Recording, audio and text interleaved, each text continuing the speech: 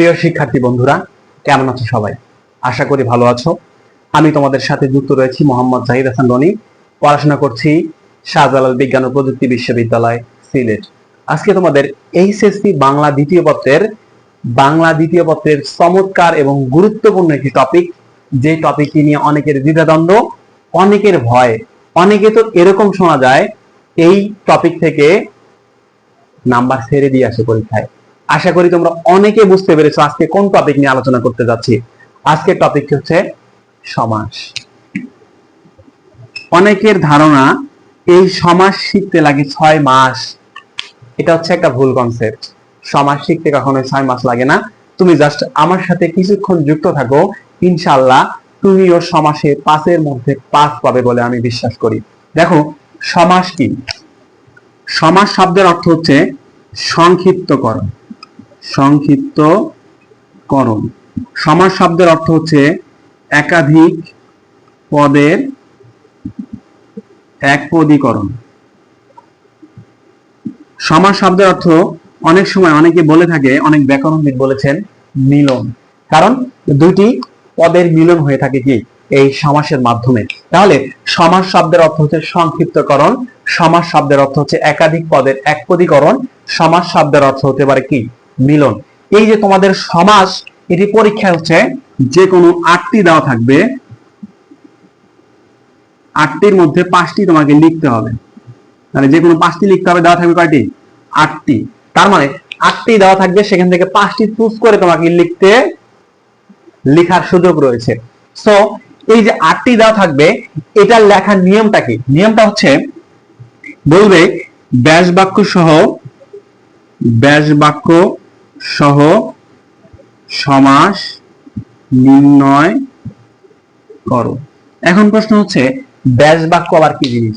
আমি যেহেতু তোমাকে কথা দিয়েছি বেসিক টু অ্যাডভান্স আলোচনা করব, সো বেসিক টু অ্যাডভান্স আলোচনা করতে যাচ্ছি। দেখো তোমরা এরকম দেখে থাকবে, বিভিন্ন বইয়ে লেখা থাকে এরকম সমস্ত পদ কথাটা বলা থাকে। সমস্ত পদ কি জিনিস?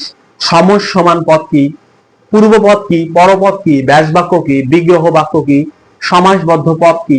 সো এই বিষয়গুলো একটু ক্লিয়ার করার চেষ্টা করি। দেখো এরকম থাকে, ধরে নিলাম হাত পা।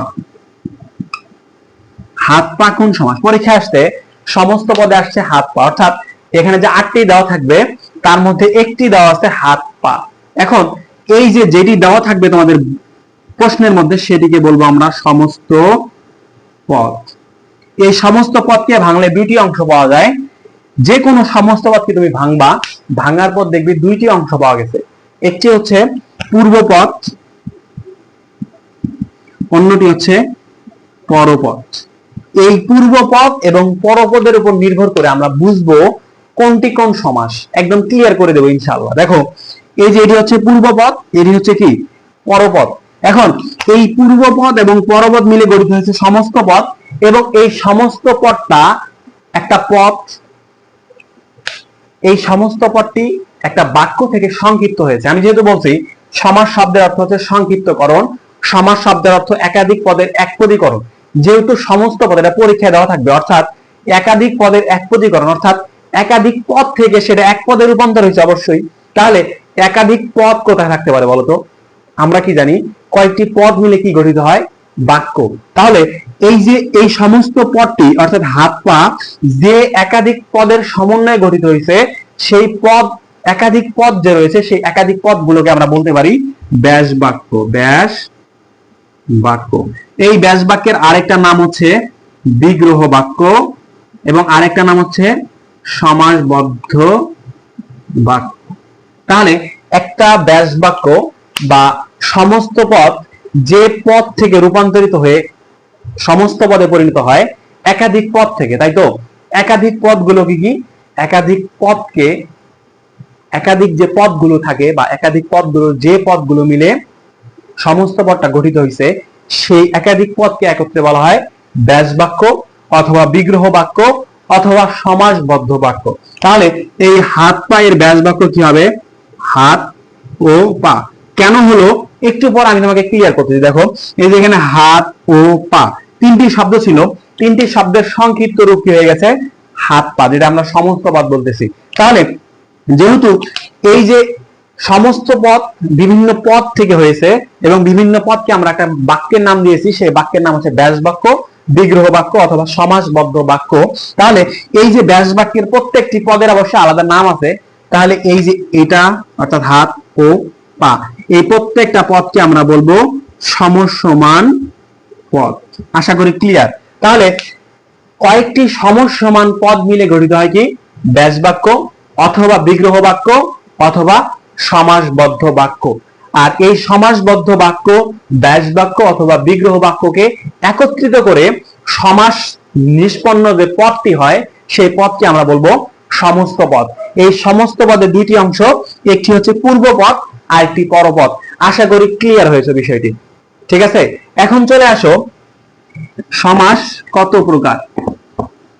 সমাস কত প্রকার এই বিষয়টি জেনে আসলে আমাদের তেমন কোনো লাভই নেই তোমাদের এইচএসসি সিলেবাসে, বিকজ তোমাদের এর আগে যে বোর্ড কোশ্চেন গুলো রয়েছে সেই বোর্ড কোশ্চেন গুলো যদি আমরা অ্যানালাইসিস করি তাহলে আমরা একটা ক্লিয়ার কনসেপ্ট, ক্লিয়ার একটা ধারণা পাই যে প্রত্যেকটি সমাস থেকেই প্রশ্ন চলে আসে।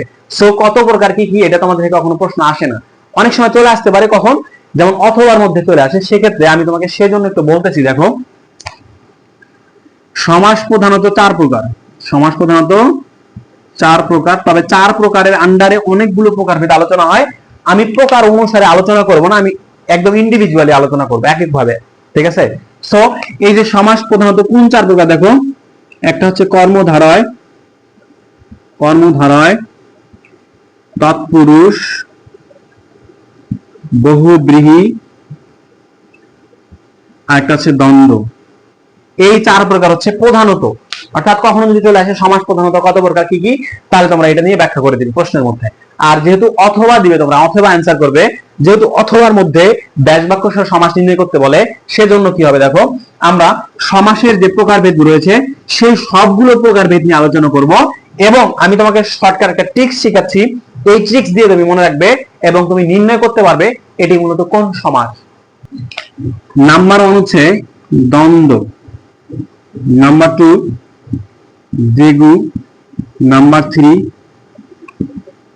কর্মধারয়, 4 নাম্বার তৎপুরুষ, 5 নাম্বার হচ্ছে বহুব্রীহি, 6 নাম্বার অব্যয়ীভাব, 7 নাম্বার হচ্ছে প্রাদি, 8 নাম্বার হচ্ছে নিত্য। মোটামুটি এই 8 ধরনের সমাস নিয়ে আমি তোমাদের সাথে কথা বলবো এবং এর ভিতরে বিভিন্ন শাখা প্রশাখা রয়েছে, সেই শাখা প্রশাখাগুলোকে তোমাদের চিনিয়ে দেওয়ার চেষ্টা করব। আজকের ক্লাসে যদি তুমি মনোযোগ দিয়ে দেখো ইনশাআল্লাহ তুমি সমাস নির্ণয় করে 5 এ 5 পাবা। বিশ্বাস রাখো এবং মনোযোগ দিয়ে ক্লাসটি করো। দেখো দ্বন্দ্ব, দ্বিগু, কর্মধারয়, তৎপুরুষ, বহুব্রীহি, অব্যয়ীভাব, প্রাদি এবং নিত্য। এখানে প্রাদি এবং নিত্য এটি জাস্ট 2 থেকে 3টি সাইন তোমাকে বলে দিব, এই সাইনগুলো মনে রাখতে জানো। এখন দেখো দ্বন্দ্ব, দ্বিগু, কর্মধারয়, তৎপুরুষ, বহুব্রীহি এবং অব্যয়ীভাব সমাসটা কিভাবে তুমি তাদের চেহারা দেখে বুঝতে পারবে এটা কোন সমাস।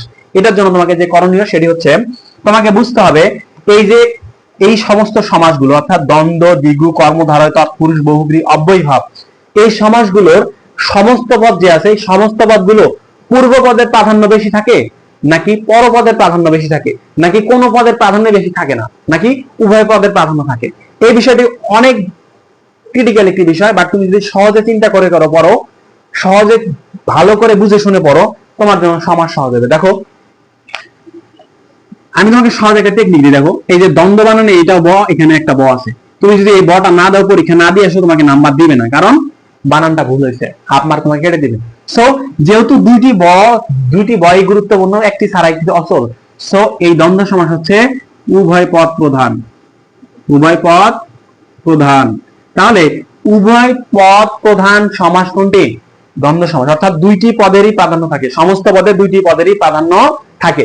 আমি একটু পরে যখন বিস্তারিত আলোচনা করবো তখন ক্লিয়ার হয়ে যাবে। দেখো এরপর দেখো দ্বিগু সমাস, দ্বিগু, কর্মধারয়, তৎপুরুষ। আমি তোমাকে এই তিনটির জন্য একটি লাইন লিখে দিচ্ছি। দেখো দ্বিগু, কর্মে, তৎপরে, এটি টেকনিক, এই টেকনিকটি মনে রাখলে আর কি ভুল হয় না। দ্বিগু, কর্মধারয় এবং তত্ত্বে তৎপুরুষ, পরতে হচ্ছে পরপদ প্রধান, অর্থাৎ এই তিনটি সমাস হচ্ছে পরপদের প্রাধান্য থাকে। তাহলে দ্বিগু, কর্মধারয় এবং তৎপুরুষ সমাসই পরপদের প্রাধান্য থাকে, দ্বন্দ্ব সমাসে উভয় পদের প্রাধান্য থাকে। এবং বহুব্রীহি সমাস হচ্ছে, দেখো, বহু মানে অনেক, ব্রীহি মানে ধান। এখানে কোথাও ধানের কাহিনী আছে? সমাসে কোথাও ধানের কাহিনী আছে? নাই। যেহেতু বহুব্রীহি, অনেক ধানকে বলেছে, তার মানে এই সমাসের নামের মধ্যে এর কোনো কাহিনী নাই। যেহেতু কাহিনী নাই, তার মানে এই সমাসটা এরকম, পূর্বপদ পরপদ কোনো পদের প্রাধান্য থাকে না, তৃতীয় একটা পদকে বোঝায়। তাহলে এটা হচ্ছে তৃতীয় বা অন্য পদের প্রাধান্য থাকে। তাহলে তৃতীয় বা অন্য একটা পদের যদি প্রাধান্য থাকে, তাহলে সেটা হচ্ছে বন্ধঘরে কোন সমাস? বহুব্রীহি সমাস। এরপর দেখো, অব্যয়ীভাব সমাস হচ্ছে, অব্যয়ীভাব, এই যে ব্যয়ী ভাব থেকে অব্যয়ী ভাব, নেগেটিভ সেন্স কোন, যেমন আমরা এর আগে শিখেছি উপসর্গ, ধরো কাজের সামনে উপসর্গ বসে নেগেটিভ একটা অর্থ দিচ্ছে, সো ব্যয়ী ভাব থেকে অব্যয়ী ভাব আসতে, দেখো অটা কি নেগেটিভ অর্থ দেয়, সেজন্য আমরা কি ধরবো, সবাই যদি পরপদ প্রধান হয়, এ হচ্ছে পূর্বপদ প্রধান, এবং এই পূর্বপদে উপসর্গ থাকে, উপসর্গ, তার মানে উপসর্গ সম্পর্কে যদি তোমার ক্লিয়ার একটা কনসেপ্ট না থাকে, তুমি এই সমাসটা বুঝতে পারবে না, ধরতেও পারবে না। এরপর দেখো, প্রাদি সমাস এবং নিত্য সমাস আমি আলাদাভাবে আলোচনা করব, যার জন্য তোমাকে আমাদের ক্লাসটি ভালো করে দেখতে হবে। সো এই যে দ্বন্দ্ব, দ্বিগু, কর্মধারয়, তৎপুরুষ, বহুব্রীহি, অব্যয়ী ভাব, দ্বন্দ্ব হচ্ছে কি উভয় পদের প্রাধান্য থাকে, দ্বিগু কর্মধারয় তৎপুরুষে কি পরপদের প্রাধান্য থাকে, এরপর বহুব্রীহিতে তৃতীয় বা অন্য একটি পদের প্রাধান্য থাকে, অব্যয়ী ভাবে কি পূর্ব পদের প্রাধান্য থাকে, তবে উপসর্গ থাকে। পূর্ব পদে কি থাকে? উপসর্গ থাকে। এরপর প্রাদি এবং নিত্যর কথা বলতেছি। সো প্রথমে চলে যাই, দেখো দ্বন্দ্ব সমাসে। দ্বন্দ্ব সমাসটি ভালো করে জানতে হলে আমাদের প্রথম যে জিনিসটি মাথায় রাখতে হবে, সেটা হচ্ছে দ্বন্দ্ব সমাস কোন পদ প্রধান। আমরা যেহেতু বলছি দ্বন্দ্ব সমাস হচ্ছে তৃতীয়, দুঃখিত, দ্বন্দ্ব সমাস হচ্ছে কি উভয় পদ প্রধান। এই যে উভয় পদ প্রধান হওয়ার কারণে দ্বন্দ্ব সমাসটা দেখলে আমরা বুঝতে পারবো কিভাবে। দেখো, দ্বন্দ্ব সমাস হচ্ছে মূলত তিন প্রকার। কত প্রকার? তিন প্রকার। একটা হচ্ছে, এছাড়াও প্রকারভেদ রয়েছে, বাট আমি তোমাকে তিন প্রকার নিয়ে কথা বলবো, তিন প্রকার পড়লেই আনাফ, বাকি ক্ষেত্রে সামনে দ্বন্দ্ব দিয়ে লিখে দিবা। একটা হচ্ছে আমরা বলবো সাধারণ দ্বন্দ্ব, সাধারণ দ্বন্দ্ব। আরেকটা বলবো হচ্ছে অলুক দ্বন্দ্ব, আরেকটা হচ্ছে একশেষ দ্বন্দ্ব। এই তিনটি দ্বন্দ্ব নিয়ে আমি আজকে আলোচনা করবো। দেখো, এই যে সাধারণ দ্বন্দ্ব, অলুক দ্বন্দ্ব এবং একশেষ দ্বন্দ্ব, এই তিনটি সমাস দ্বন্দ্বের আন্ডারে আলোচিত হয়। দ্বন্দ্বের ভিতরে এই শাখা প্রশাখা রয়েছে, এগুলো হচ্ছে সাধারণ দ্বন্দ্ব, অলুক দ্বন্দ্ব এবং একশেষ দ্বন্দ্ব। এছাড়া যে দ্বন্দ্বগুলো রয়েছে সেগুলো আমরা সাধারণ দ্বন্দ্বের আন্ডারে আলোচনা করি বলে আমি মনে করছি আর কি। সো এগুলা আর আলোচনা করার প্রয়োজন বোধ করতেছি না। দেখো, আমরা বলছি দ্বন্দ্ব সমাস কি উভয় পদের প্রাধান্য থাকে। আমরা বললাম হাত পা, পরীক্ষা আসে হাত পা। এই যে হাত পা শব্দের মধ্যে হাতের প্রাধান্য আছে নাকি পায়ের প্রাধান্য আছে? দুটিরই প্রাধান্য আছে। আমরা বললাম অহিনুকুল, নকুল। এই যে ওহি নকুল দ্বারা কি ওহিকে বোঝাচ্ছে নাকি নকুলকে বোঝাচ্ছে? আমরা বললাম দা কুমড়া, দা কুমড়া। এই দেখো, দা কে বোঝাচ্ছে নাকি কুমড়াকে বোঝাচ্ছে? দা কুমড়া দুটাকে বোঝাচ্ছে। তাহলে দুইটি পদের যখন প্রাধান্য থাকবে সেটা কি হবে? দ্বন্দ্ব সমাস। এখন আমি বললাম দম্পতি, দম্পতি। এই দম্পতি দ্বারা কাকে বোঝাচ্ছে? অবশ্যই হাজবেন্ড ওয়াইফ, একটা কাপলকে বোঝাচ্ছে। যদি হাজবেন্ড থাকে ওয়াইফ না থাকে, অথবা ওয়াইফ থাকে হাজবেন্ড উপস্থিত না থাকে, সেক্ষেত্রে সেটা কি হবে না? দম্পতি হবে না। তার মানে উভয় পদের প্রাধান্য রয়েছে। তাহলে উভয় পদের প্রাধান্য যদি থাকে এবং ও কথাটা মাঝখানে লাগায় যদি ব্যাস বাক্য করা যায়, তাহলে সেটা কি হবে? দ্বন্দ্ব সমাস। তাহলে আমি বললাম হাত ও পা, হাত পা, ওহি অনুকূল, অহিনুকুল, দাও কুমড়া, দা কুমড়া, জায়া অপতি, দম্পতি। তাহলে এই যে সবগুলো কি বলতো? উভয় পদের প্রাধান্য আছে না? উভয় পদের প্রাধান্য থাকার কারণে সেটা কি হবে? সাধারণ দ্বন্দ্ব বা দ্বন্দ্ব সমাস। এরপর দেখো, অলুক দ্বন্দ্ব আর একশেষ দ্বন্দ্বের প্রকারভেদ একটু দেখো। এগুলো কি উভয় পদের প্রাধান্য থাকবে, তবে এখানে কিছু সাইন একটু ভালো করে মনে রাখতে হবে। সেটা হচ্ছে, তোমাকে আগেই বলে দিচ্ছি, এখন থেকে ক্লাস শেষ হওয়া পর্যন্ত যতগুলো অলুক সমাস আমি বলবো, অলুক মানে হচ্ছে বিভক্তির লোপ পাবে না, অর্থাৎ সমস্ত পদ থেকে বিভক্তির লোপ পাবে না। যদি সমস্ত পদ থেকে বিভক্তির লোপ না পায়, সেক্ষেত্রে সেটা হচ্ছে অলুক, অলুক সমাস। তাহলে যেহেতু দ্বন্দ্ব সমাস উভয় পদের প্রাধান্য থাকে এবং অলুক বলতে কি বিভক্তি লোপ পায় না, তার মানে বিভক্তি যদি লোপ না পায়, সেই সমস্ত পদে যদি উভয় পদের প্রাধান্য থাকে, তাহলে চোখ বন্ধ করে সেটা কি হবে? অলুক দ্বন্দ্ব। যেমন আমি যদি বলি মায়ে ঝিয়ে, মায়ে ঝিয়ে, হাতে পায়ে, হাতে পায়ে, খাতায় কলমে, খাতায় কলমে। এই দেখো, মায়ে, মা যোগ এ কি বিভক্তি না? জি যোগ জিয়ে, হাত যোগ হাতে, পা যোগ পায়ে, খাতা যোগ অন্তস্থ একটা বিভক্তি, কলম যোগ এটা কি একটা বিভক্তি। তাহলে এই যে মায়ে জিয়ে, হাতে পায়ে, খাতায় কলম, এগুলা দ্বারা কি উভয় পদের প্রাধান্য আছে না? আমি বললাম মায়ে জিয়ে, তার মানে মা জি দুজনকে বুঝাইছে। হাতে পায়ে মানে হাত পা দুইটি বুঝাইছে। এরপর খাতায় কলম মানে খাতা কলম দুইটি রয়েছে। তাহলে উভয় পদের প্রাধান্য আছে এবং কি বিভক্তি লোপ পায়নি। কোথেকে বিভক্তি লোপ পায় নাই? সমস্ত পদ থেকে। তাহলে বিভক্তি যদি লোপ না পায় তাহলে চোখ বন্ধ করে সেটা কি হবে? অলোক দ্বন্দ্ব। তাহলে যদি ব্যাস বাক্য কি হবে? মায়ে ও ঝিয়ে, মায়ে ঝিয়ে, হাতে ও পায়ে, হাতে পায়ে, খাতায় ও কলমে, খাতা কলমে। আশা করি ক্লিয়ার হয়েছে।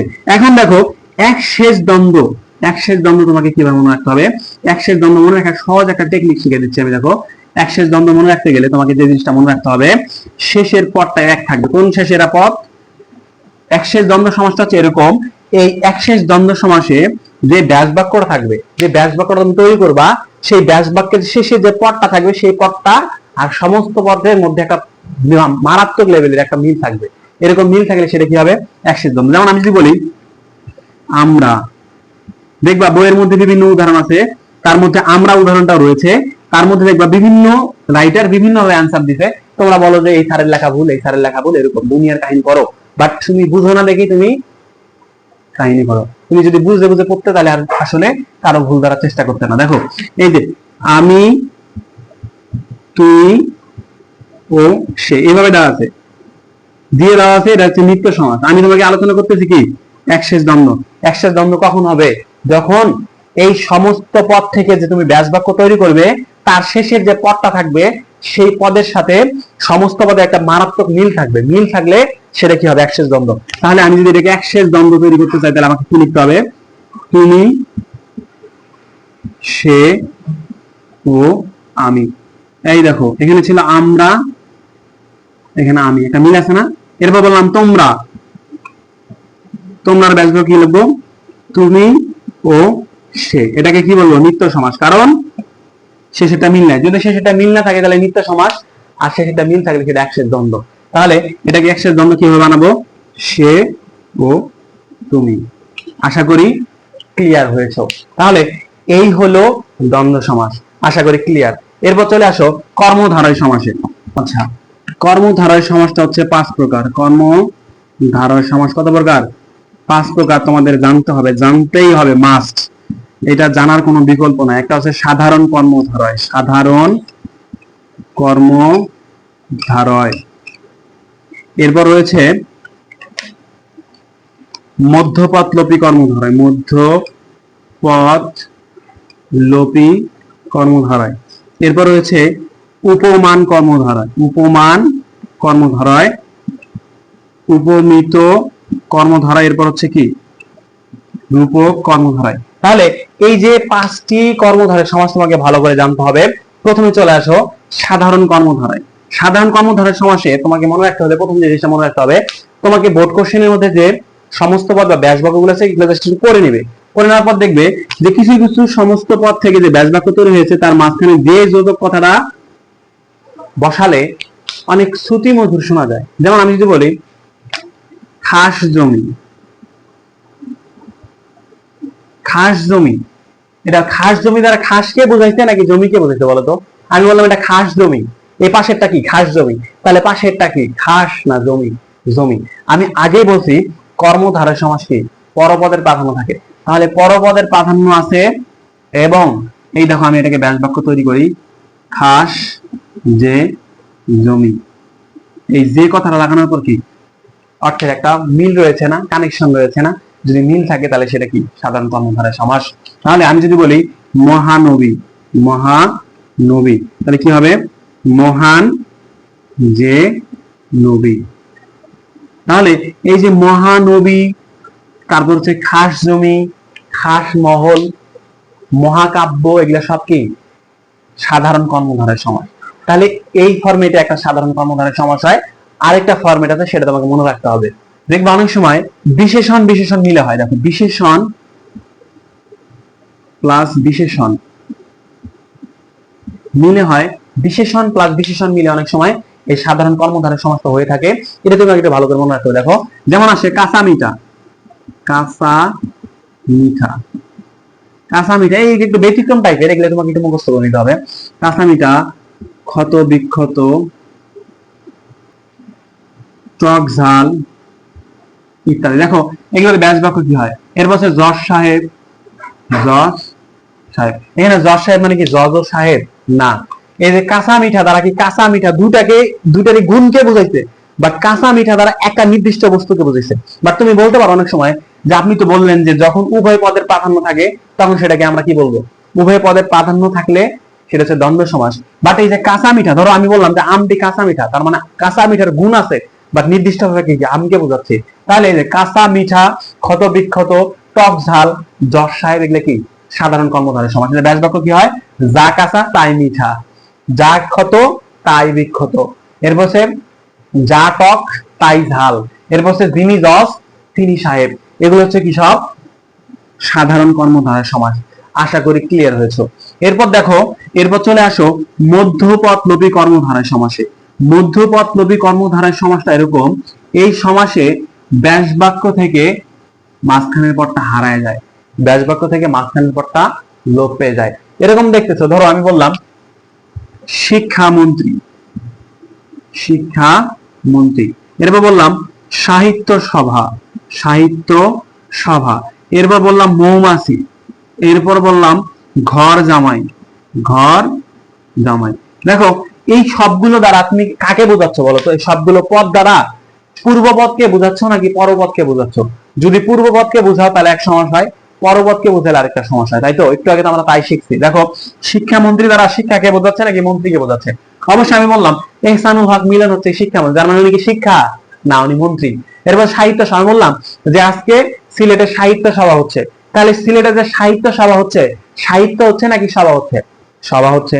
এরপর বললাম মৌমাছি কোথা যাও নাচি নাচি, একটা কবিতা পড়েছো না? তাহলে মৌমাছি দ্বারা কি মৌ না মাছি বলতো?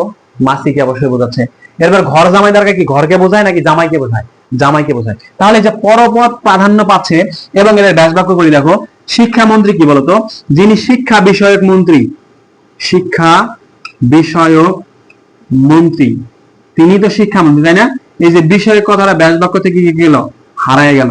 এর বললাম সাহিত্য বিষয়ক সভা, এই যে বিষয়ক কথাটা মাঝখান থেকে কি পাইলো? লোপ পাইলো, হারায় গেল। তাহলে মাঝখান থেকে লোপ পাইলে হারায় গেলে সেটা কি হবে? মধ্যপদলোপী কর্মধারয় সমাস। আশা করি ক্লিয়ার হয়েছে। দেখো এরপর বললাম মৌমাছি, মৌমাছির ব্যাস বাক্য কি হবে? মৌ আশ্রিত মাছি। তাহলে যেই মাছিটা মৌয়ের মধ্যে বা মধুর মধ্যে আশ্রয় গ্রহণ করে বেঁচে থাকে বা আশ্রয় নিয়ে থাকে, সেই তো কি মৌমাছি। এরপর ঘর জামাই, ঘর জামাই হচ্ছে কি ঘরে আশ্রিত জামাই, তাহলে ঘরে আশ্রিত জামাই, আশ্রিত কথাটা কি উঠে গেল। এরপর বললাম ধর্মঘট, ধর্মঘট কি ধর্ম রক্ষার্থে ঘট, এই যে রক্ষার্থে কথাটা কি উঠে গেল। তাহলে এই যে এরকম যে সমস্ত পদগুলো রয়েছে যেগুলোর ব্যাস বাক্য করার পর মাঝখান থেকে সমস্ত পদটা কি মাঝখান থেকে একটা পদ উধাও হয়ে যায়, লোপ পেয়ে যায়, হারিয়ে যায় বা পালিয়ে যায়, সেটা কি মধ্যপদলোপী কর্মধারয় সমাস। তবে মাইন্ড ইট, সেখানে পরপদের প্রাধান্য থাকতে হবে। বোঝা গেছে? এরপর চলে আসো উপমান সমাসে, উপমান কর্মধারয় সমাস। তোমাদের জন্য একটু বলে রাখি, উপমান, উপমিত এবং রূপক কর্মধারয় সমাস আমরা একটু আলাদা বা ভিন্ন টাইপে পড়বো। অনেক টিচার অনেক ভাবে পড়ায়, তবে আমি একটু ভিন্ন টাইপে পড়াবো। দেখো এই টাইপটা যদি তুমি একটু মনে রাখতে পারো, তুমি যে কোনো পরীক্ষা, এইচএসসি, নট অনলি এইচএসসি পরীক্ষা বাট অলসো বিভিন্ন অ্যাডমিশন পরীক্ষায় তুমি ভালো রেজাল্ট করবে। তাহলে দেখো এই যে উপমান, উপমিত এবং রূপক, উপমান, উপমিত এবং রূপক সমাস, এই তিনটা দেখো মূলত তুলনা থেকে আসছে, তুলনা থেকে আসছে। একটার সাথে যখন একটা তুলনা করা হয়, তুলনা থাকলে সেখানে কি হয়? রূপক কথাটা চলে আসে, উপমান চলে আসে, অথবা উপমিত চলে আসে। এখন কখন তুমি উপমান কর্মধারে বসাবা, কখন উপমিত কর্মধারে বসাবা, কখন রূপক কর্মধারে বসাবা, এর জন্য তোমাকে আমি 2 থেকে 3টা ট্রিক্স দিচ্ছি। এই ট্রিক্স গুলো যদি ভালো করে মনে রাখতে পারো, আশা করি তোমার পরীক্ষায় কোনো ঝামেলা হবে না। দেখো উপমান কর্মধারায়, উপমিত কর্মধারায়, রূপক কর্মধারায় প্রথমে আমরা আলোচনা করি। দেখো উপমান এবং উপমিত, এই উপমান এবং উপমিতের মধ্যে দুইটার মধ্যে প্যাচ লেগে যায়। অনেকে এভাবে পড়ে ন্যায় কথাটা মাঝখানে থাকলে উপমান, ন্যায় কথাটা শেষে থাকলে উপমিত। নো, এটা হচ্ছে ভুল কনসেপ্ট। অনেক সময় ন্যায় কথাটা মাঝখানে থেকেও উপমিত হয়ে যায়, সেক্ষেত্রে তুমি কনফিউশনে ভুগো। এই যে কনফিউশন রোগ খুব বড় রোগ, পরীক্ষার হলে গেলে তুমি এমনিতে হাইপার হয়ে যাও, আরো তোমার রয়েছে কনফিউশন রোগ, তখন কি হয় হার্ট অ্যাটাক হয়ে যায়। হার্ট অ্যাটাকের ফলে কি মারা যাও না, পরীক্ষা একটা গোল্লা খেয়ে আসো। সো এই যে গোল্লা যেন তোমাকে না খেতে হয়, এটা আবার নাটোরের কাঁচা গোল্লা না ভাই, এটা হচ্ছে কি চশমা, এই যে 00, এরকম যেন না খেতে হয়। ভালো করে মনোযোগ দিয়ে দেখো। এই যে উপমান, উপমিত, রূপক, আমি একটু বলতেছি উপমান আর উপমিত একসাথে পড়বো। দেখো 1 নম্বর হচ্ছে নাউন প্লাস অ্যাডজেক্টিভ। অর্থাৎ আমরা বলছি একটা সমস্ত পদে দুইটা অংশ থাকে, একটা পূর্বপদ একটা পরপদ। পূর্বপদে যদি নাউন থাকে, পরপদে যদি অ্যাডজেক্টিভ থাকে, তাহলে সেটা চোখ বন্ধ করে উপমান কর্মধারয় সমাস।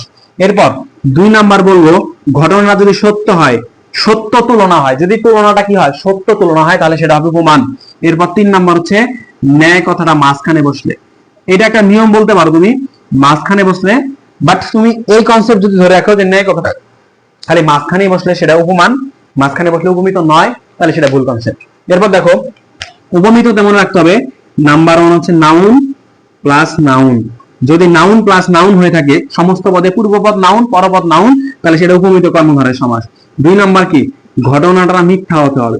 ঘটনা যদি মিথ্যা, অর্থাৎ যে তুলনাটা তুমি একজনের সাথে আরেকজনকে দিলা সেটা যদি মিথ্যা তুলনা হয়ে থাকে, অর্থাৎ সমস্ত পদের তুলনাটা যদি মিথ্যা হয়ে থাকে, তাহলে চোখ বন্ধ করে সেটা কি উপমিত কর্মধারয় সমাস। এরপর ন্যায় কথাটা শেষেও থাকতে পারে মাঝখানেও থাকতে পারে, অর্থাৎ শেষেও থাকতে পারে মাঝখানেও থাকতে পারে, যেখানেই থাকুক আমাদের এই দুইটা যদি মিলে যায় তাহলে আমরা সেটা বলবো কি উপমিত। তাহলে এই যে উপমান আর উপমিত, আমি দুইটা উদাহরণ দিয়ে দেখো। আমি বললাম অরুণ রাঙা। আচ্ছা, অরুণ মানে কি ভাই? অরুণ মানে হচ্ছে সূর্য, আর রাঙা মানে লাল। সূর্য কি লাল না নীল? ঘটনা সত্য না মিথ্যা? তাহলে ঘটনা যদি সত্য হয় তাহলে সেটা কি হয় উপমান কর্মধারয় সমাস হয় না? হ্যাঁ, উপমান কর্মধারয় সমাস হয়। এরপর দেখো অরুণ রাঙা, অরুণ মানে সূর্য, সূর্য কি নাউন না? আর রাঙা মানে লাল, যে কোনো রঙের নামে অ্যাডজেক্টিভ, তুমি তো জানো। সো এই যে রাঙা অ্যাডজেক্টিভ, অরুণ হচ্ছে নাউন, নাউন প্লাস অ্যাডজেক্টিভ মিলে গেছে। 2 নাম্বার হচ্ছে সত্য। এবার আমি যদি বলি অরুণের ন্যায় রাঙা, হয়ে গেল ব্যাস বাক্য। তাহলে এই যে অরুণের ন্যায় রাঙা, এটা কোন সমাস? উপমান কর্মধারয় সমাস। আমি বললাম শশ ব্যস্ত, শশ ব্যস্ত। শশ মানে কি ভাই? শশ মানে খরগোশ, আর ব্যস্ত হচ্ছে কি বিজি এর বাংলা। তাহলে বিজি মানে কি? বিজির বাংলা হচ্ছে ব্যস্ত, বিজি হচ্ছে অ্যাডজেক্টিভ, আর শশ খরগোশ হচ্ছে কি নাউন। তাহলে নাউন প্লাস অ্যাডজেক্টিভ মিলে কি হয়েছে? আচ্ছা, খরগোশের কাজ হচ্ছে সবসময় ব্যস্ত থাকা। সো ব্যস্ত থাকে, এটা ঘটনা সত্য। তাহলে এই যে সত্য ঘটনা নাউন প্লাস অ্যাডজেক্টিভ মিলে হয়েছে, তার মানে সে উপমান কর্মধারয় সমাস। তাহলে আমি ব্যাস বাক্য কি করতে পারি? শশের ন্যায় ব্যস্ত। আশা করি ক্লিয়ার। এরপর দেখো আমি যদি বলি তুষার শুভ্র, তুষার শুভ্র। তুষার মানে কি ভাই? তুষার মানে হচ্ছে বরফ, আর শুভ্র মানে কি সাদা। বরফ তো অবশ্যই সাদা, তাহলে বরফ যদি সাদা হয়ে থাকে ঘটনা সত্য। তুষার মানে বরফ নাউন, শুভ্র মানে সাদা অ্যাডজেক্টিভ, নাউন প্লাস অ্যাডজেক্টিভ মিলে হয়েছে, তার মানে সেটা কি উপমান কর্মধারয় সমাস। তাহলে আমি বললাম তুষারের ন্যায় শুভ্র, তুষার শুভ্র, তাহলে এটা কি সমাস? উপমান কর্মধারয় সমাস। আশা করি ক্লিয়ার হয়েছে। এরপর দেখো কয়েকটি উপমিতর উদাহরণ নিই। দেখো আমি বললাম চাঁদ বদন, চাঁদ বদন। চাঁদ তো হচ্ছে আকাশের চাঁদ, আর বদন মানে কি ভাই? মুখ। এই যে মুখ হচ্ছে ফেস, তাহলে চাঁদ হচ্ছে মুখ, নাউন প্লাস নাউন মিলে গেছে। আর চাঁদ বদন, একজন মানুষের মুখ কখনো চাঁদের মতো হতে পারে? মুখ কোনোদিন চাঁদের মতো হতে পারে? একদম ডাহা মিথ্যা কথা। তোমরা যারা রিলেশন করো, প্রেম করে থাকো, দেখবা যে গার্লফ্রেন্ড বয়ফ্রেন্ডকে বিভিন্ন ভাবে আলু পাম নেয় ভাই। এই যে পামগুলো, যে যে মিথ্যা, পৃথিবীর সবচেয়ে চিরন্তন মিথ্যা কথা এগুলা, যে তোমার মুখ চাঁদের মতো সুন্দর। পৃথিবীর কোনো মানুষের মুখ চাঁদের মতো সুন্দর হতে পারে না। তোমরা এটা বলো, তোমরা বয়ফ্রেন্ডকে কি বলো? সিংহ পুরুষ। একজন পুরুষ কি কোনোদিন সিংহের মতো হতে পারে? একদম ডাহা মিথ্যা কথা। এটা জাস্ট একজন মানুষকে খুশি করার জন্য, একজন মানুষকে খুশি করার জন্য সেটা করা হয়। দেখবা ধ্বনি বিজ্ঞানে একটা কথা আছে, বাংলা তোমরা যখন পড়বা তখন নেগেটিভ আর পজিটিভ ফেস, ইতিবাচক আর নেতিবাচক অবস্থা একটা টপিক আছে। সেই টপিকের মধ্যে এরকম বলে প্রত্যেকটা মানুষ, পজিটিভ ফেসের মধ্যে এরকম বলে প্রত্যেকটা মানুষ কি চায়? সম্মান চায়। প্রত্যেকটা মানুষ চায় কেউ তার প্রশংসা করুক। এই যে এই চাহিদাটা মেটানোর জন্য তোমরা কি বলো? সিংহ পুরুষ। বাট এটা ঘটনাটা কি? একদম মিথ্যা কথা। তাহলে নাউন প্লাস নাউন মিলে যখন তৈরি হয় তখন সেটা কি উপমিত কর্মধারয় সমাস। তাহলে সিংহ হচ্ছে নাউন, পুরুষ হচ্ছে কি নাউন, আর ঘটনাটা কি মিথ্যা। সো পুরুষ সিংহের ন্যায় অথবা সিংহের ন্যায় পুরুষ, তাহলে এটা কি সমাস? উপমিত কর্মধারয় সমাস। বোঝা গেছে? আচ্ছা, এরপর হচ্ছে ফুল কুমারী। ফুল কুমারী, ফুল হচ্ছে ফ্লাওয়ার, কুমারী ফুল কি কখনো কুমারীর মতো হতে পারে? মিথ্যা কথা। এরপর বললাম নয়ন পদ্ম। নয়ন পদ্ম, নয়ন মানে চোখ, চোখ কি কখনো পদ্মের মতো হতে পারে? একদম মিথ্যা কথা। এই যে নয়ন হচ্ছে নাউন, পদ্ম নাউন, ফুলও নাউন, কুমারীও নাউন। এই যে যখন নাউন প্লাস নাউন মিলে তৈরি হবে, ঘটনাটা মিথ্যা হবে। ন্যায় কথা মাঝখানে শেষে জাস্ট তুমি মিল লেখে বসাই দিলেই নাম্বার পেয়ে যাবে। তবে তোমাকে লিখতে হবে কি? উপমিত কর্মধারয় সমাস। আশা করি উপমান এবং উপমিত কর্মধারয় সমাস একেবারে ক্লিয়ার। এরপর চলে আসো রূপক কর্মধারয় সমাস। রূপক কর্মধারয় সমাস মনে রাখার জন্য তোমাকে দুটো জিনিস মনে রাখতে হবে। নাম্বার 1 হচ্ছে অ্যাবস্ট্রাক্ট নাউন প্লাস নাউন মিলে গঠিত হয় এই সমাসটা, এবং 2 নাম্বার হচ্ছে রূপ কথা মাঝখানে বসায় ব্যাস বাক্য করতে হয়। আমি যদি বলি, দেখো আমি বললাম মন মাঝি, মন মাঝি, বিষাদ সিন্ধু, ক্রোধা নল। দেখো মন কি, মনকে কি হাত দিয়ে ধরা যায়, ছোঁয়া যায়? এমন কি কোনো ঘটনা? মনকে কখনো হাত দিয়ে ধরা ছোঁয়া যায় না। যখন তোমরা অবশ্যই জেনে থাকবা, অ্যাবস্ট্রাক্ট নাউন হচ্ছে এই যে এই ধরনের নাউন, যে নাউনকে হাত দিয়ে ধরা ছোঁয়া যায় না, জাস্ট অনুভব করার বিষয়, ইন্দ্রিয় দ্বারা অনুভব করা যায়, সেটা হচ্ছে কি অ্যাবস্ট্রাক্ট নাউন। তাহলে অ্যাবস্ট্রাক্ট নাউন প্লাস নাউন মিলে গঠন হয় কি এই রূপক কর্মধারয় সমাস।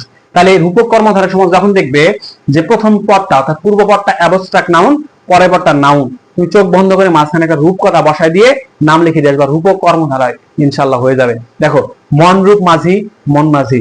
বিষাদ মানে কি বলতো? দুঃখ। আর সিন্ধু মানে সাগর, সাগর দেখা যায়, ধরা যায়। সো এই যে বিষাদ, বিষাদ কি ধরতে পারবা কখনো? এরপর ক্রোধানল, ক্রোধ মানে কি রাগ, রাগের আগুন। ক্রোধকে কি কখনো দেখছো তুমি? ধরা যায়, ছোঁয়া যায় না, এটা অ্যাবস্ট্রাক্ট নাউন। তাই যে ক্রোধ রূপ অনল, বিষাদ রূপ সিন্ধু, মন রূপ মাঝি, ভবরূপ নদী, এগুলা সব কি বলতো?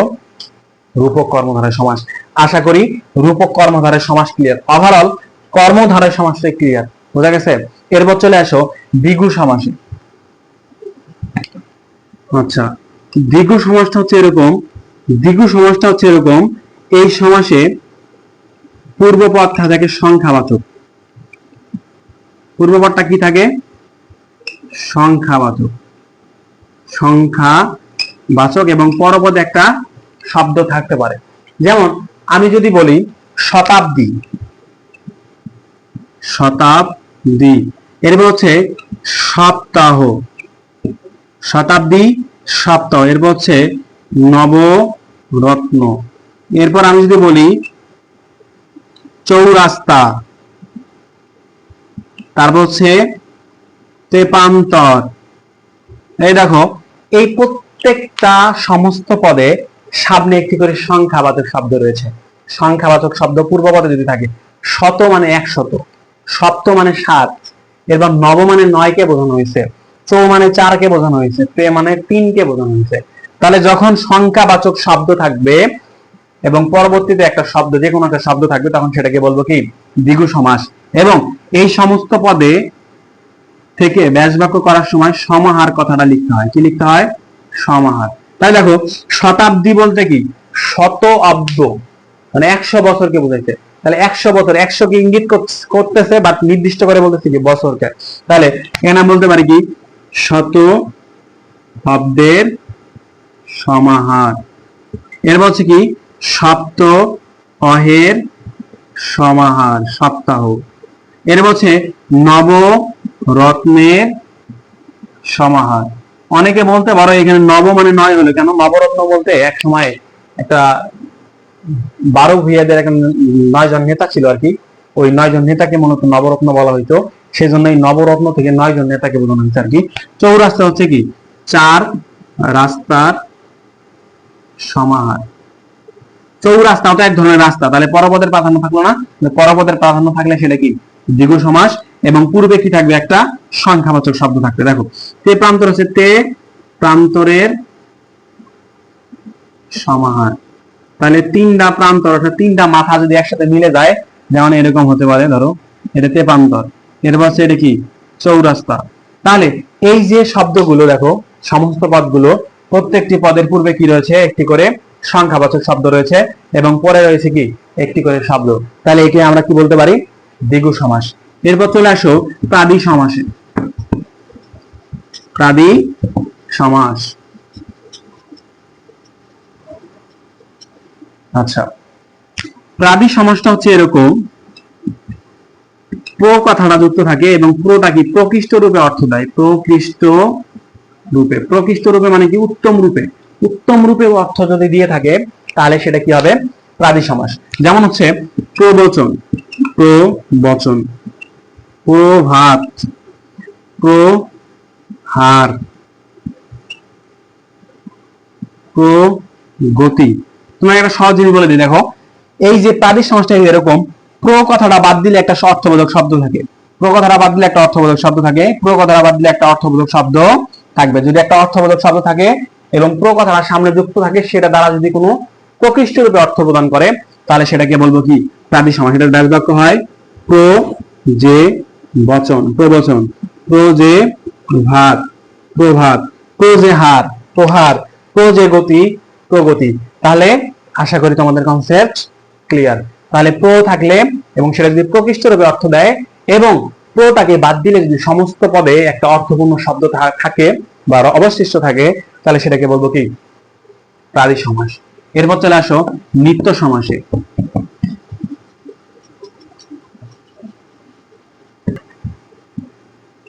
নিত্য সমাসটা হচ্ছে এরকম, নিত্য সমাসে সমস্ত পদে যদি দেখো অন্তর মাত্র থাকে, অন্তর মাত্র লক্ষ্য করলে সেখানে কি হবে, নিত্য সমাস।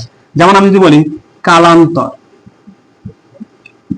যুগান্তর, এখান থেকে একটা পরীক্ষা কমন আসে, ঠিক আছে, ভাবান্তর। তাহলে যে অন্তর কথাটা থাকার কারণে সেটা কি নিত্য সমাস। এর ব্যাস বাক্য হয় অন্য কাল, কালান্তর, অন্য যুগ, যুগান্তর, অন্য ভাব, ভাবান্তর। এই যে অন্য কথাটা লাগায় কি করতে হয়, ব্যাস বাক্য করতে হয়।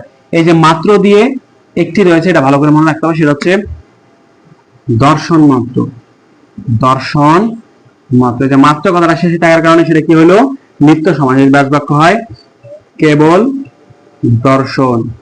আশা করি নিত্য সমাস ক্লিয়ার। এছাড়াও আরো কিছু নিত্য সমাস আছে, যেটা হচ্ছে তোমাদের একশেষ দ্বন্দ্বের মধ্যে বলেছিলাম। যেমন তোমরা, যদি একশেষ দ্বন্দ্বের কন্ডিশনকে না মানে তাহলে সেটা নিত্য সমাস। তাহলে তুমি ও সে, এটা নিত্য সমাস। এরপর আমি যদি বলি 92, 92, তাহলে কি হবে 2 এবং 90। এই যে 2 এবং 90 কি সমাস বলতো, নিত্য সমাস। আশা করি নিত্য সমাসের খেলা শেষ। এরপর চলে আসো অব্যয়ীভাব সমাসে। অব্যয়ীভাব সমাসটা হচ্ছে এরকম সমাস, এই অব্যয়ীভাব সমাসে পূর্বপদের প্রাধান্য থাকে এবং পূর্বপদটা কি দ্বারা গঠিত হয়, উপসর্গ দ্বারা গঠিত হয়। যেমন আমি যদি বলি উপকূল, এই যে উপকূল, দেখো কুল মূলত শব্দ ছিল, বাট উপ দ্বারা কি এই শব্দটাকে চেঞ্জ করে দিয়েছে। তাহলে এটা কি অর্থ দিয়েছে, সমীপে। তাহলে এটা হবে কি কুলের সমীপে। এবার আমি যদি বলি প্রতিদিন, প্রতিদিন বলতে এখানে দিন মূলত প্রতি, মূলত কি মূল শব্দ ছিল দিন, প্রতি কি বলতো উপসর্গ। তোমরা কিন্তু উপসর্গের ক্লাস করে আসছো অলরেডি, তোমরা উপসর্গ জানো। সো এটার ব্যাস বাক্য কি হবে, দিন দিন। তাহলে দিন দিন, প্রতিদিন। আশা করি ক্লিয়ার। এরপর আমি যদি বলি হা ভাতে, দেখো ভাতে বলতে মূলত শব্দ ছিল হা যুক্ত হওয়ার কারণে কি হলো, অভাব অর্থ দিল। তাহলে ভাতের অভাব।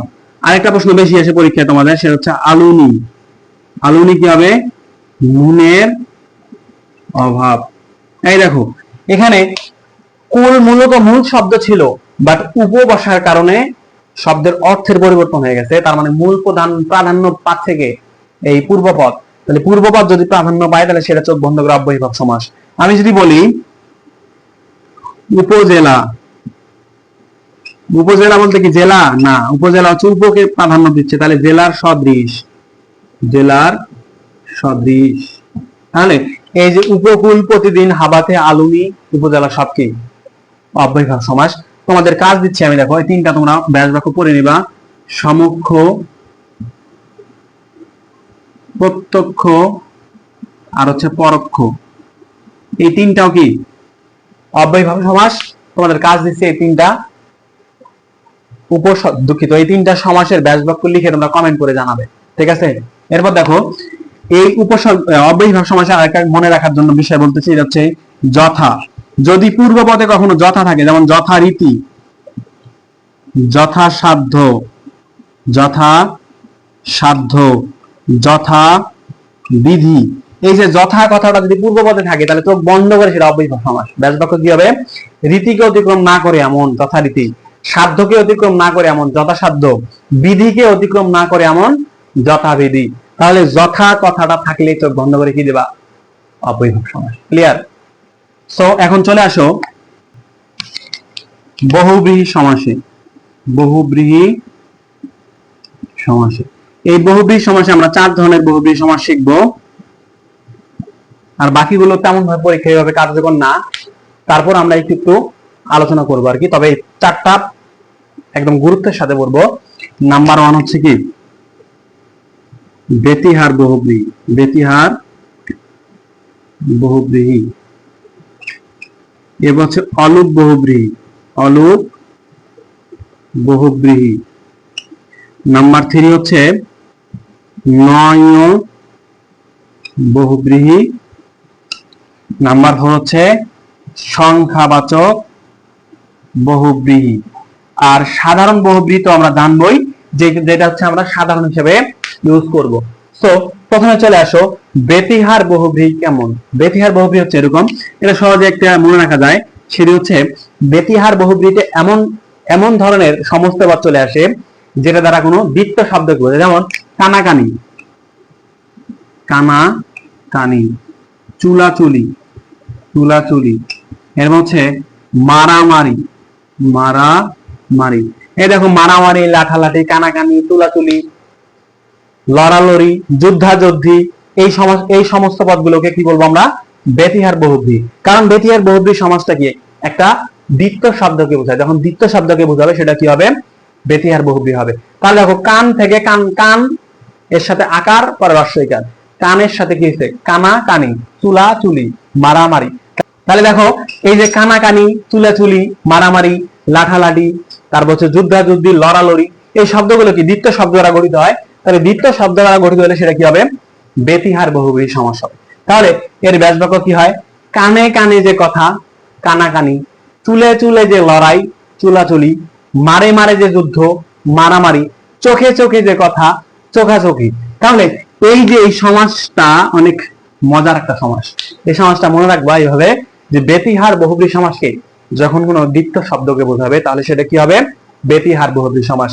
এরপর চলে আসো অলুপ বহুব্রীহি। দেখো আমরা বলছি বহুব্রীহি সমাস কি? বহুব্রীহি সমাস হচ্ছে এরকম একটা সমাস যেটা কি অন্য একটা তৃতীয় একটা পদের প্রাধান্য থাকে। এবং আমরা আরেকটা কথা বলছি, যদি কোনো সমাসে অলুপ থাকে তার মানে সেই সমস্ত পদ থেকে কি পায় না? বিভক্তি লোপ পায় না। সমস্ত পদে যদি বিভক্তি থেকে যায়, লোপ না পায়, তাহলে সেটা কি হয়? অলুপ বহুব্রীহি সমাস। কয়েকটা উদাহরণ দেখলে তোমরা ক্লিয়ার হয়ে যাবে। দেখো, আচ্ছা আমি যদি বলি মাথায় পাগড়ি, মাথায় পাগড়ি, অথবা গলায় গামছা। এখানে দেখো মাথায় পাগড়ি অথবা গলায় গামছা। আমরা বললাম মাথায় পাগড়ি দ্বারা, মাথায় পাগড়ি দ্বারা কি মাথার পাগড়িকে বোঝাচ্ছে? না, মাথায় পাগড়ি বলতে অন্য একজন ব্যক্তিকে বোঝাচ্ছে। বললাম যে মাথার পাগড়ি, মাথায় পাগড়ি মানে কি? একজন ব্যক্তিকে ইঙ্গিত করতেছে। এরপর হচ্ছে গলায় গামছা বলতে গলা কি বোঝাচ্ছে নাকি গামছাকে বোঝাচ্ছে? বলে যে গলায় গামছা বলতে একজনকে ইঙ্গিত করে বোঝাচ্ছে। তাহলে এই যে মাথায় পাগড়ি, যে মাথায় অন্তস্থ কি বিভক্তি, গলায় কি একটা বিভক্তি, তাহলে এটার ব্যাস বাক্যে কি হয়? মাথায় পাগড়ি যার, গলায় গামছা যার। যার কথাটা যুক্ত হয়ে কি হয়? সমস্ত পদ থেকে ব্যাস বাক্য গঠন করা হয়। তুমি কিভাবে বুঝলে যে এটা হচ্ছে অলুপ বহুব্রীহি? মাথায় পাগড়ি দ্বারা অন্য একজন ব্যক্তিকে বোঝাচ্ছে, অন্য একটা কিছুকে বোঝাচ্ছে, একজন ব্যক্তিকে ইঙ্গিত করতেছে। তারপর হচ্ছে যার কথাটা যুক্ত করে দিলাম, সেজন্য এটা হচ্ছে কি অলুপ বহুব্রীহি। যেহেতু অলুক মানে হচ্ছে সমস্ত পদ থেকে বিভক্তি লোপ পাবে না, সো মাথায় পাগড়ি যার, গলায় গামছা যার, কি সব অলুক বহুব্রী সমাস। এরপর দেখো নয় ও বহুব্রী এবং নয় ও তৎপুরুষ আমরা একসাথে আলোচনা করব কিছুক্ষণ পরে, যখন আমরা তৎপুরুষ সমাস নিয়ে কথা বলবো। দুটো একসাথে ডিভাইড করে পড়ালে তুমি বুঝতে পারবে। এরপর দেখো সংখ্যাবাচক বহুব্রী। কিছু কিছু সমাস আছে যে সমাসটা হচ্ছে সংখ্যা রিলেটেড, পূর্বপদের সংখ্যা থাকে, তেমনই আমরা দ্বিগু সমাস শিখে আসছি। দ্বিগু সমাসেও কি পূর্বপদের সংখ্যা ছিল, কিন্তু দ্বিগু সমাসে যে পূর্বপদের সংখ্যা, যেমন আমরা বলছি চৌরাস্তা, চৌরাস্তা দ্বারা রাস্তাকে বোঝানো হয়েছে।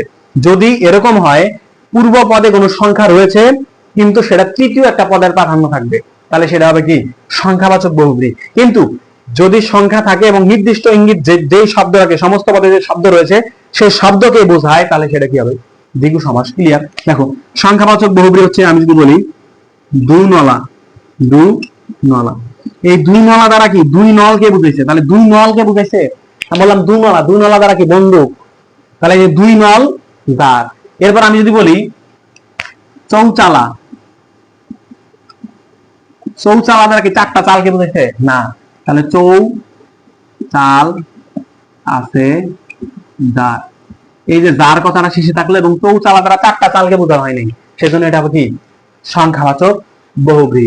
এরপর আমি যদি বলি 14 শিখ, দেখো 14 শিখ, 14 শিখ দ্বারা কি 14টা শিখকে বোঝায়?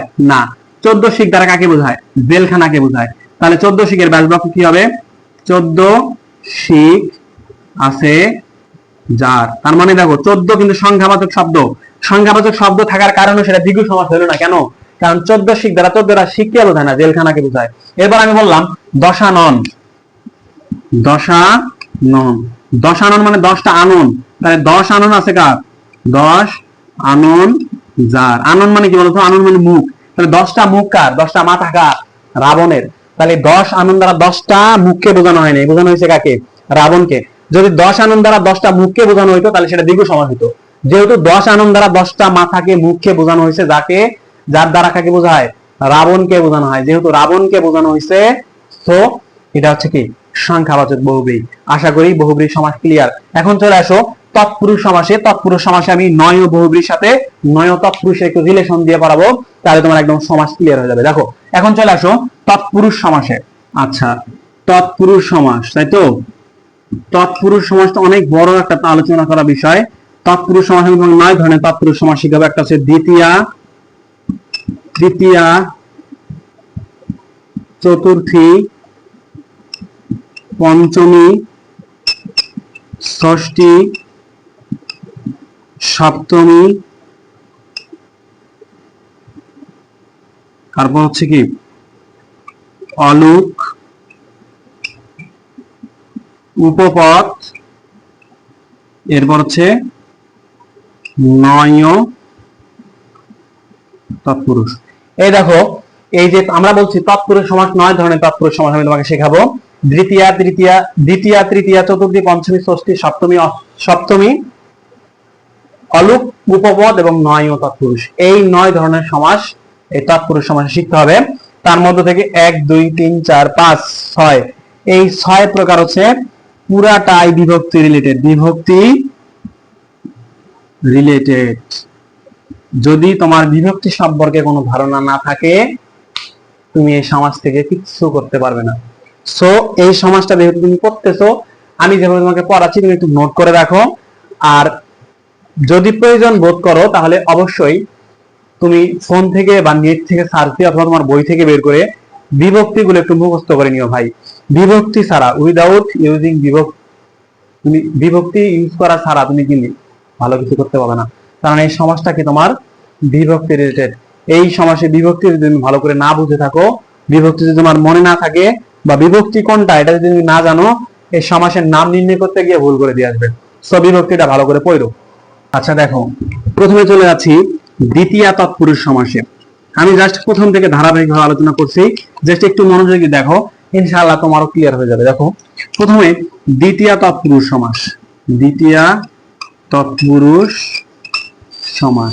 এই দ্বিতীয় তৎপুরুষ সমাসে তুমি যদি এভাবে পড়ে থাকো যে দ্বিতীয় তৎপুরুষ সমাস থেকে ব্যাস বাক্য থেকে বিভক্তি, দ্বিতীয় বিভক্তি লোপ পেয়ে যাবে, হয়ে যাবে কিন্তু কিছু কিছু ক্ষেত্রে একটু ঝামেলা সৃষ্টি হবে, সেই বিষয়গুলো তোমাকে আমি ক্লিয়ার করে দিচ্ছি। দেখো, দ্বিতীয় বিভক্তি হচ্ছে কি, কে রে।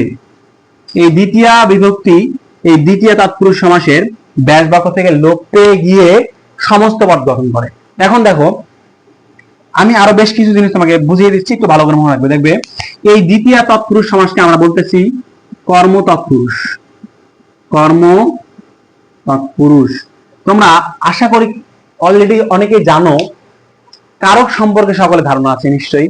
কারকের মধ্যে তোমরা পড়ে আসছো কর্মকারক, করণকারক, কর্তৃকারক, অপাদানকারক, অধিকরণকারক। এই কারক নিয়ে আমি একটু কথা বলবো। দেখো, এই কারকের মধ্যে সাথে এই সমাসের একটা রিলেশন আছে, আমি অলরেডি তোমাদের বলেছি। সো এই যে দ্বিতীয় তৎপুরুষ সমাসটা হচ্ছে কর্ম তৎপুরুষ সমাস বা কর্মকারকের মতো রিলেটেড। দেখো, কর্ম আমরা কাকে বলবো? কর্ম আমরা তাকেই বলবো যেটাকে আমরা ইংলিশে অবজেক্ট বলে থাকি। কর্ম মানে নট ভার্ব, এটা কিন্তু ভার্ব না, এটা ক্রিয়া না। ক্রিয়া আর কর্মের মধ্যে অনেক পার্থক্য রয়েছে বাংলা দ্বিতীয় পত্রে। তাহলে এই যে বাংলা ব্যাকরণে কর্ম তৎপুরুষ, এই যে কর্ম তৎপুরুষ কেন বলতেছি, দেখো এই দ্বিতীয় তৎপুরুষ সমাসের সমস্ত পদটা এমন, এই সমস্ত পদের যে সমস্ত পদটি থাকবে, সেই সমস্ত পদের দেখবে পরপদে একটি ভার্ব থাকবে, একটা ক্রিয়া থাকবে। এই ক্রিয়াকে কি বা কাকে দ্বারা প্রশ্ন করলে পূর্বপদ পাওয়া যাবে। অর্থাৎ আমরা সাধারণত জানি একটা সেন্টেন্সের মধ্যে কর্ম পাওয়া যায় কিভাবে, কি বা কাকে দ্বারা প্রশ্ন করলে। যেমন ছেলেরা ফুটবল খেলে, ছেলেরা কি খেলে? ফুটবল খেলে। ফুটবল কি? কর্ম। ঠিক আছে। সো এই দেখো, যে দ্বিতীয় তৎপুরুষ সমাস আমরা বলতেছি কর্ম তৎপুরুষ, কারণ এই সমস্ত পদে পরে একটা ক্রিয়া থাকে, সেই ক্রিয়াকে কি বা কাকে দ্বারা প্রশ্ন করলে কি পাওয়া যায়? কর্ম পাওয়া যায়। আমি যদি বলি আম কুড়ানো, আম কুড়ানো, কি কুড়ানো? আম কুড়ানো। আমি বললাম হ্রদ দেখা, কি দেখা? হ্রদ দেখা। আমি বললাম কলা বেচা, কি বেচা? কলা বেচা। এই যে কি বা কাকে দ্বারা প্রশ্ন করলে, দেখো কি বা কাকে দ্বারা প্রশ্ন করলে অ্যান্সার চলে আসতেছে। যদি কি বা কাকে দ্বারা প্রশ্ন করলে অ্যান্সার চলে আসে, তাহলে সেটা দ্বিতীয় তৎপুরুষ সমাস হবে, চোখ বন্ধ করে। ঠিক আছে। তাহলে এই ব্যাস বাক্য কি হবে? আমকে কুড়ানো, আম কুড়ানো, হ্রদকে দেখা, হ্রদ দেখা, কলাকে বেচা, কলা বেচা। আশা করি দ্বিতীয় তৎপুরুষ সমাসের সাধারণ এই নিয়মটা ক্লিয়ার। এখন দেখো, কিছু কিছু ব্যতিক্রম নিয়ম আছে যেগুলো তোমাকে জানতে হবে। যেমন দ্বিতীয় তৎপুরুষ সমাস এরকম রয়েছে, পূর্বপদের চির কথা না থাকলে চোখ বন্ধ করে সেটা দ্বিতীয় তৎপুরুষ সমাস। যেমন চির সুখী, তাহলে কি ব্যাস বাক্য কি হবে? চিরকাল ব্যাপিয়া সুখী। এবার আমি যদি বলি চির যৌবনা, তাহলে চিরকাল ব্যাপিয়া যৌবনা। চিরকুমারী, চিরকাল ব্যাপিয়া কুমারী। তাহলে চির কথাটা যদি পূর্ব পদে থাকে, চোখ বন্ধ করে সেটা কি হবে? দ্বিতীয় তৎপুরুষ সমাস। এরপর আরো বেশ কিছু জিনিস আছে, যে জিনিসগুলো তোমাকে মনে রাখতে হবে, এটা হচ্ছে একদম ব্যতিক্রম নিয়ম। এই নিয়মগুলো একটু মাথায় রাখতে হবে। দেখো, যদি সমস্ত পদের শেষে পণ্য, প্রাপ্ত, গত, অতীত, আশ্রিত, সংক্রান্ত, এই কথাগুলো থাকে, পণ্য, প্রাপ্ত, গত, অতীত, আশ্রিত, সংক্রান্ত। এই যে পণ্য, প্রাপ্ত, গত, অতীত, আশ্রিত, সংক্রান্ত, এই কথাগুলো যদি সমস্ত পদের শেষে থাকে, তাহলে চোখ বন্ধ করে সেখানে কি দেবে? দ্বিতীয় তৎপুরুষ। যেমন আমি যদি বলি বিপদাপন্ন, বিপদাপন্ন। এরপর বললাম দুঃখ প্রাপ্ত, দুঃখ প্রাপ্ত। এরপর বললাম হস্তগত। এরপর বললাম আশাতীত। এরপর বললাম পদাশ্রিত। এরপর বললাম শিক্ষা সংক্রান্ত।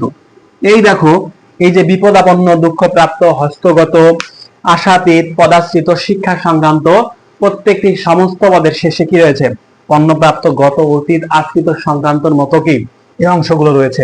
তাহলে এই অংশগুলো থাকলেই চোখ বন্ধ করে তুমি কি দিয়ে দিবে? দ্বিতীয় তৎপুরুষ সমাস। ঠিক আছে। তাহলে এর ব্যাস বাক্য কি হবে? বিপদকে আপন্ন, বিপদাপন্ন, দুঃখকে প্রাপ্ত, দুঃখপ্রাপ্ত, হস্তকে গত, হস্তগত, আশাকে অতীত, আশাতীত, পদকে আশ্রিত, পদাশ্রিত, শিক্ষাকে সংক্রান্ত, শিক্ষা সংক্রান্ত। আমি যদি বলি কুক্ষিগত কোন সমাস, দেখো সমস্ত পদের শেষে কি রয়েছে? গত রয়েছে। তাহলে কুক্ষিকে গত, কুক্ষিগত, এটা কি? দ্বিতীয় তৎপুরুষ সমাস বা কর্ম তৎপুরুষ সমাস। আশা করি ক্লিয়ার। এখন চলে আসো তৃতীয় তৎপুরুষ সমাসে।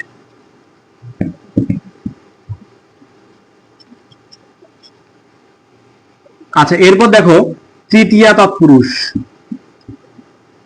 তৃতীয়া তৎপুরুষ সমাসটা মূলত এই সমাসের সমস্ত পদে যে ব্যাস বাক্য হয় সেই ব্যাস বাক্য থেকে তৃতীয়া বিভক্তি অর্থাৎ দ্বারা, দিয়া বা দিয়ে অথবা কর্তৃক, এই তিনটি বিভক্তি কি পায়? সমস্ত পদে যে ব্যাস বাক্য তৈরি হয় সেই ব্যাস বাক্য থেকে কি পায়? লোপ পেয়ে যায়। তাই তৃতীয় তৎপুরুষকে দ্বারা, দিয়া, কর্তৃক। আমরা এর আরেকটা নাম দিতে পারি, সেটা হচ্ছে করণ তৎপুরুষ। করণ তৎপুরুষ। তোমাদের অবশ্যই কারক সম্পর্কে ধারণা রয়েছে। এই কারকের মধ্যে করণ কারক হচ্ছে সেটাই যে কারকের মধ্যে মাধ্যমে কি কোনো কাজ সংঘটিত হয়, যে মাধ্যমটা, সেই মাধ্যমটা যদি সাংঘাতিক থাকে সেটাকে করণ বলা হয়। করণ শব্দের অর্থ কি? মাধ্যম বা যন্ত্র। এখন এই তৃতীয় তৎপুরুষটা হচ্ছে এরকমই যে এই তৎপুরুষ সমাসটা কোন মাধ্যম দ্বারা সম্পন্ন হয়। যেমন আমি যদি বলি জুতা পেটা, তুমি যদি কাউকে পেটাও, সেটা যদি জুতা দিয়ে পেটাও তাহলে সেটা জুতা পেটা হবে, আদারওয়াইজ কিন্তু জুতা পেটা হবে না। তুমি যদি কাউকে বলো যে লাঠি পেটা,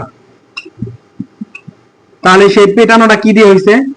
লাঠি দিয়ে পেটানো হয়েছে। আমি যদি বলি মধু মাখা, মধু মাখা, এখন ধরো তুমি কোনো কিছুকে মধু দিয়ে মাখাইছো, তাহলে সেই ক্ষেত্রে তুমি বলতে পারো সেটা মধু মাখা, আদারওয়াইজ কিন্তু বলতে পারবে না।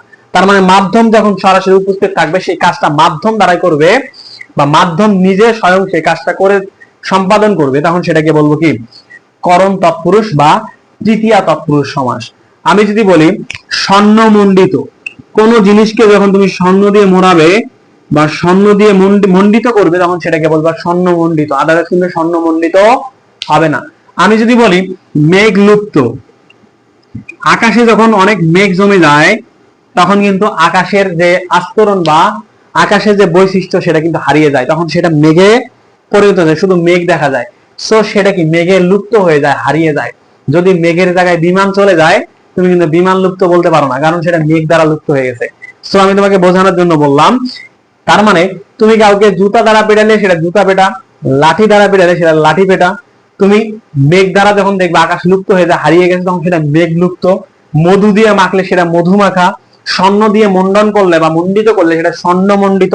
তার মানে সরাসরি মাধ্যমটা পূর্বপদে উপস্থিত রয়েছে।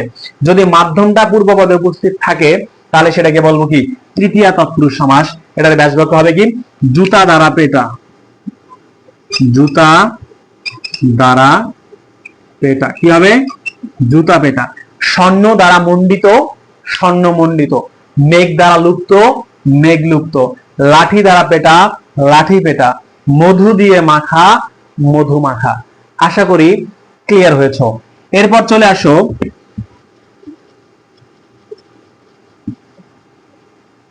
কিছু ব্যতিক্রম নিয়ম রয়েছে, যে ব্যতিক্রম নিয়মগুলো তোমাকে মনে রাখতে হবে। যেমন সমস্ত পদে যদি উন, শূন্য, হীন থাকে তাহলে চোখ বন্ধ করে সেটা কি হবে? তৃতীয় তৎপুরুষ সমাস। যেমন আমি যদি বলি এখন একটা শব্দ রয়েছে, এটা পরীক্ষা আসে, বিসিএস পরীক্ষা আসে আর কি। এরপর জ্ঞান শূন্য, জ্ঞান শূন্য। এরপর রয়েছে ধরো বিদ্যাহীন, বিদ্যাহীন অথবা জ্ঞানহীন। এই যে সমস্ত পদের শেষে উন, শূন্য, হীন রয়েছে, হীন রয়েছে, তাহলে চোখ বন্ধ করে সেটা কি হবে? তৃতীয় তৎপুরুষ সমাস। তাহলে ব্যাস বাক্য কি হবে? এক দ্বারা উন, এখন। জ্ঞান দ্বারা শূন্য, জ্ঞান শূন্য। বিদ্যা দ্বারা শূন্য, সরি, বিদ্যা দ্বারা হীন, বিদ্যাহীন। জ্ঞান দ্বারা হীন, জ্ঞানহীন। তার মানে এটা হচ্ছে কি? তৃতীয় তৎপুরুষ সমাস। আশা করি বিষয়টি একদম ক্লিয়ার হয়েছে।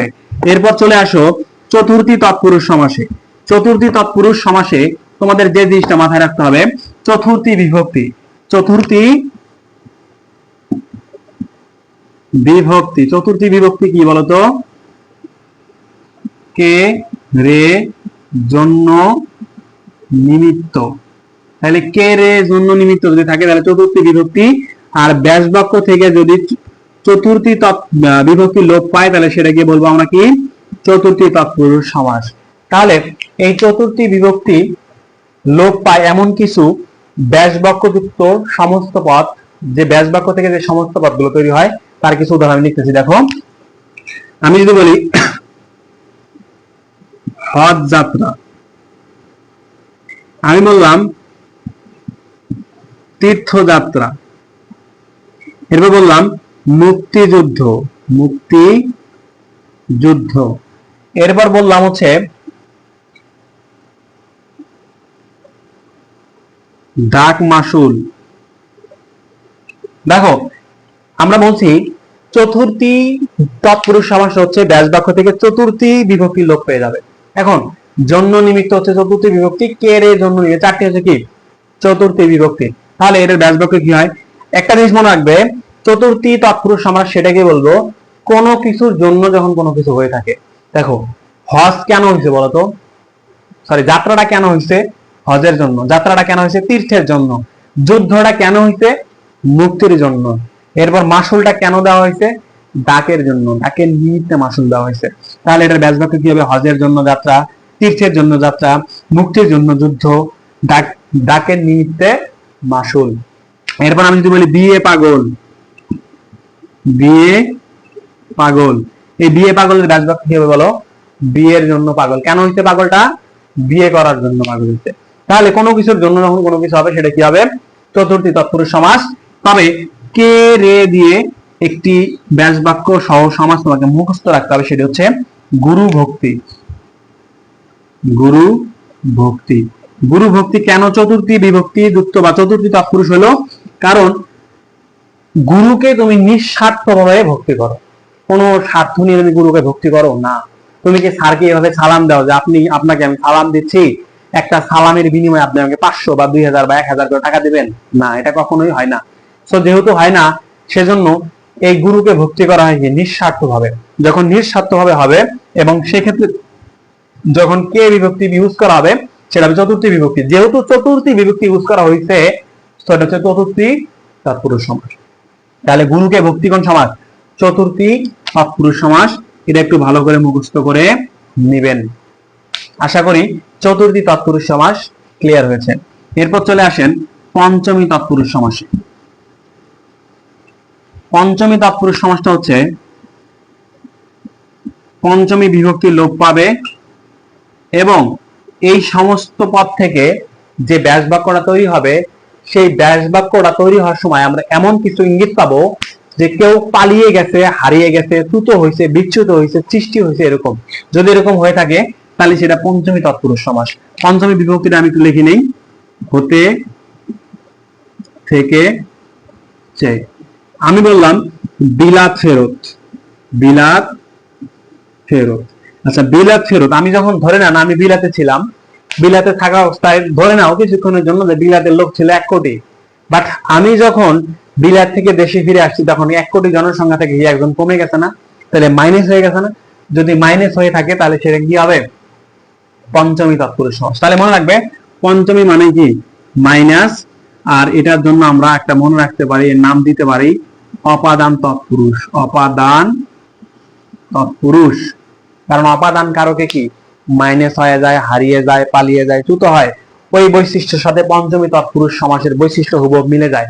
সো এটাকে আমরা কি বলবো? পঞ্চমী তৎপুরুষ সমাস বা অপাদান তৎপুরুষ। দেখো এরপর বললাম জেল খাসা, জেল খালাস। জেল খালাস বলতে কি বোঝায়? জেল থেকে খালাস। জেলে আগে লোক ছিল 26 জন, একজন জেল থেকে খালাস পাওয়ার পর হয়ে গেছে 25 জন, মাইনাস হয়ে গেছে না? আমি বললাম বোটা খসা, বোটা খসা। বোটা খসা বলতে বোটার মধ্যে আগে পাতা ছিল 3333টা, এখন হয়ে গেছে 3332টা। এই যে একটা পাতাতে কমে গেল, মাইনাস হয়ে গেছে, সেজন্য আমরা বলতেছি কি পঞ্চমী তৎপুরুষ সমাস। আশা করি বিষয়টি ক্লিয়ার।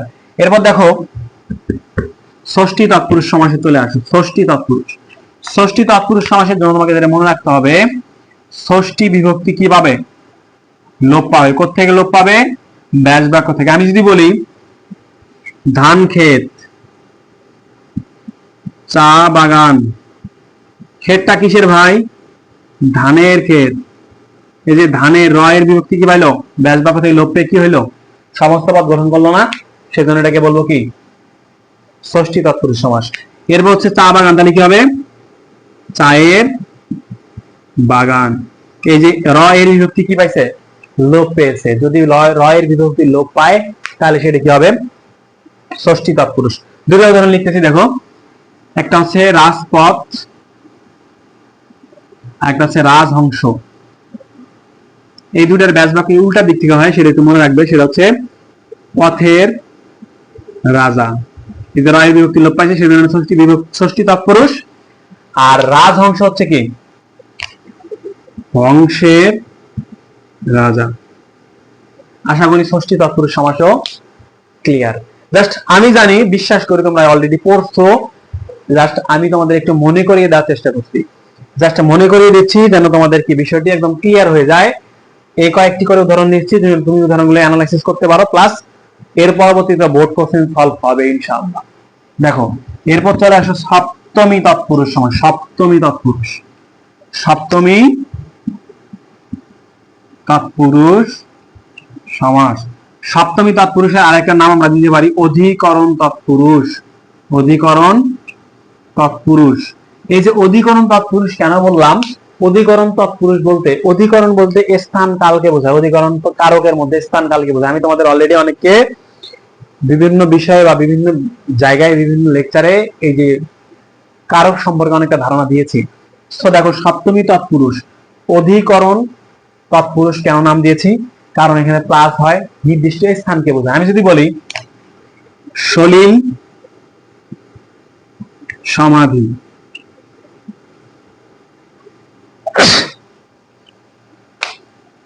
আচ্ছা সলিল সমাধি কেন বললাম? এই সমাধিটা কি সলিল হয়েছে? সলিল মানে কি ভাই? পানি। তাহলে নির্দিষ্ট একটা স্থান হয়েছে না? পানিতে না হয়ে যদি বালির মধ্যে সমাধি দিত বা মাটির মধ্যে দিত, তাহলে কিন্তু তাকে সলিল সমাধি বলতো না। যেহেতু নির্দিষ্ট স্থানকে বোঝানো হয়েছে, সেজন্য আমরা কি বলবো এটাকে? সপ্তমী তৎপুরুষ সমাস। এরপর আমি যদি বলি গোলা ভরা, গোলা ভরা, গোলা ভরা, গোলাকে নির্দিষ্ট করছে, গোলা ভরা। আমি যদি এটাকে ব্যাস বাক্য করি তাহলে কি হবে? গোলায় ভরা। এই যে গোলায় ভরা, এই যে অন্তস্থ বিভক্তি কি পাইলো? লোপ পাইলো। কোথেকে লোপ পাইলো? ব্যাস বাক্য থেকে। সেজন্য এটাকে বলবো কি আমরা? সপ্তমী তৎপুরুষ। আচ্ছা, এরপর বললাম বনভোজন।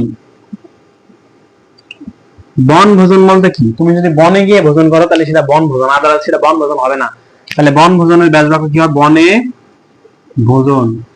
এরপর হচ্ছে গাছ পাকা। গাছে পাকলে সেটা গাছ পাকা। তুমি গাছে না পাকানোর পরে হিটারে গিয়ে পাকালে সেটা গাছ পাকা হয় না।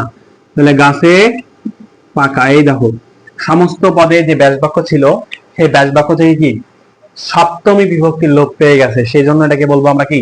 সপ্তমী তৎপুরুষ সমাস। আশা করি বিষয়টি ক্লিয়ার। এখন চলে আসো অলুক তৎপুরুষ। অলুক তৎপুরুষ।